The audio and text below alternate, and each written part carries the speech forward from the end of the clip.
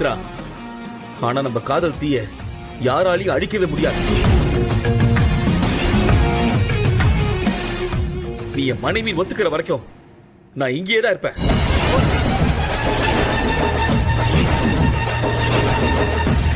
நீங்க சொல்றது எல்லாமே சரிதான் பிரதர். இதுல ஆதி சார் சொன்ன மாதிரி ஒரு குழப்பம் இருக்கு.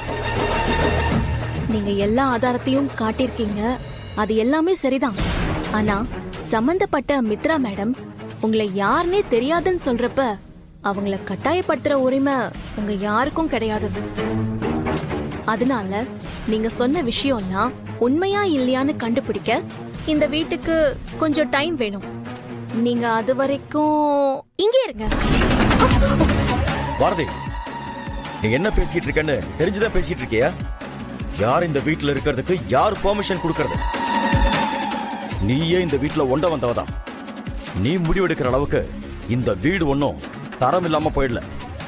என்ன இதான் சமயம்னு உன் வேலையை காட்டுறியா? ஏய், இப்படியே போடா போடா.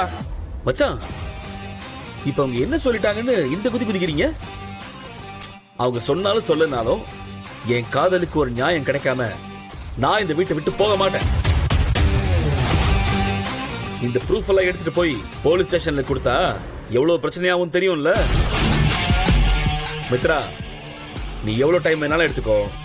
ஆனா நாளைக்கு காலையில நம்மள பத்தின உண்மைய நீங்க சொல்லனா இல்லன்னா அடுத்து என்ன பிளான்? பெட்ரோல் கிட்ரோல் ஊத்தி கொளுத்திக்க போறியா? இப்ப அதுவும் முடியாது, ஷார்டேஜா இருக்கு. நல்ல கேள்வி. மத்தியானம் வரைக்கும் வெயிட் பண்ணுவேன். அது வரைக்கும் நான் இங்கேதான் இருப்பேன். மச்சான், இப்படி வாங்க. மித்ரா, உன் ரூம் எங்க இருக்கு?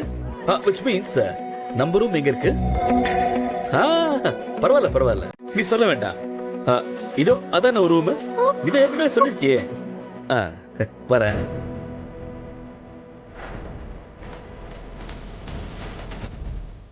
இந்த உண்மையா பேசா உண்மையா இருக்குமோ?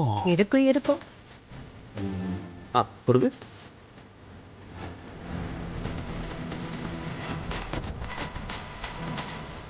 மாப்பிள்ள கிரீட்டிக்கார தேங்க்யூ. மச்சான், கொஞ்சம் வழி விடுங்களா ப்ளீஸ்? பாய் மித்ரா. புரியல. எனக்கும் பாரதிக்கும் கல்யாணம் ஆயிடுச்சுன்னு சொல்லி ஒருத்த வந்து நிக்க போறான்னு நீ சொன்ன. ஆனா என்ன நடந்துச்சு? நீ ஏற்பாடு பண்ணவன் உன் பேரை சொல்லிக்கிட்டு வீட்டுல வந்து இவ்ளோ பெரிய பிரச்சனை பண்ணிட்டான். அவன் வீட்டுக்குள்ள வந்து பிரச்சனை பண்ண ஆரம்பிச்ச அந்த நிமிஷத்துல இருந்து ஆதி அமைதியா நின்னு எல்லாத்தையும் பார்த்துட்டு தான் இருந்தான். எதுவுமே பண்ணல. நீ அதை கவனிச்சியா? ஆமா நந்தினி, எனக்கும் இப்ப இருக்கிற பெரிய டென்ஷன் அதுதான். ஆதி மட்டும் இந்த விஷயத்துல என்ன சந்தேகப்பட ஆரம்பிச்சாரு, நான் அவ்வளவுதான்.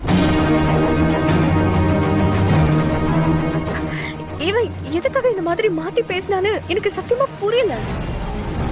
எல்லாத்தையும் சரி சரின்னு கேட்டுட்டு இப்ப இங்க வந்து இவ்ளோ பெரிய கலவரத்தை பண்ணி வச்சிருக்கான். இவனுக்கு என்னதான் பிரச்சனை? பணம் ஏதாவது அதிகமா வேணும்னா என்கிட்ட கேட்டு தொலைஞ்சிருக்கலாம். இவனா வந்து இதெல்லாம் பேசிட்டு இருக்கானா, இல்ல வேற யாராச்சும் ஏதாவது சொல்லி பண்றானான்னு தெரியல. ஷோ, இங்க நடக்கிற விஷயத்தெல்லாம் நினைச்சு பாக்க எனக்கு பைத்தியமே பிடிக்காம இருக்கிறதே ஆச்சரியம்தான். இப்ப பாரதிய பத்தி புலம்புறதுல எந்த யூஸுமே இல்ல மித்ரா. இப்ப அவ என்ன காரணத்துக்காக ஏன் இப்படி மாத்தி மாத்தி போய் சொல்லிட்டு இருக்கான்றத நீ உடனே கண்டுபிடிச்சாகணும். இப்ப அது ஒண்ணுதான் அதுக்கு ஒரே வழி.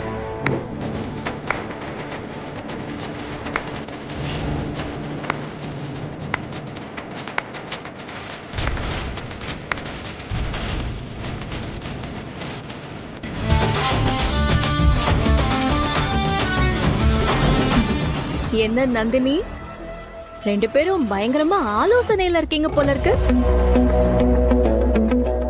உங்க ரெண்டு பேர் மனசுக்குள்ளேயும் வந்தவன் எதுக்காக இந்த மாதிரிலாம் பேசிட்டு இருக்கான்னு மாத்தி மாத்தி உங்களுக்குள்ளேயே 1008 கேள்வி இருக்கும். அது எல்லாத்துக்கும் என்கிட்ட பதில் இருக்கு. நான் சொல்ற விஷயம் உங்களுக்கு புரியலையா? சரி விடுங்க, நானே விளக்கமா எல்லாத்தையும் சொல்றேன். மித்ரா, கெடுவான் கேடு நினைப்பான்னு சொல்வாங்க. ஒருத்தவங்களுக்கு கெடுதல் பண்ணுன்னு நினைக்கிறப்போ அது நமக்கே திரும்ப வந்தா எப்படி இருக்கும்? சொல்லவும் முடியாம மெல்லவும் முடியாம நீ தவிச்ச தவிப்ப நான் பார்த்து எவ்வளவு சந்தோஷப்பட்டேன்னு எனக்கு மட்டும்தான் தெரியும். ஹேய் பாரதி, இப்போ உனக்கு என்ன வேணும்? எதுக்கு இப்ப சம்பந்தம் இல்லாம உளறிட்டு இருக்க? ஆ, நான் உளரல மித்ரா, உண்மைதான் சொல்லிட்டு இருக்கேன்.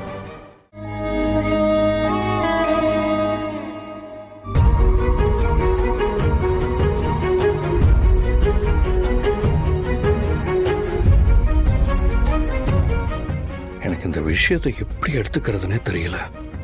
வந்திருக்கிறவன் உண்மையை பேசுறானா இல்ல நடிக்கிறானான்னு தெரியல. அப்படி நடிக்கிறவனா இருந்தா எதுக்காக ஏன் இதெல்லாம் பண்ணணும்?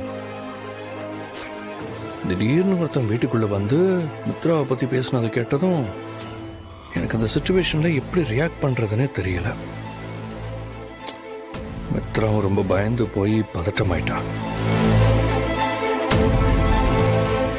எது எப்படி இருந்தாலும் பாரதி என்கிட்ட வந்து எங்களை பத்தின விஷயங்களை அவளாவே சொல்லணும்.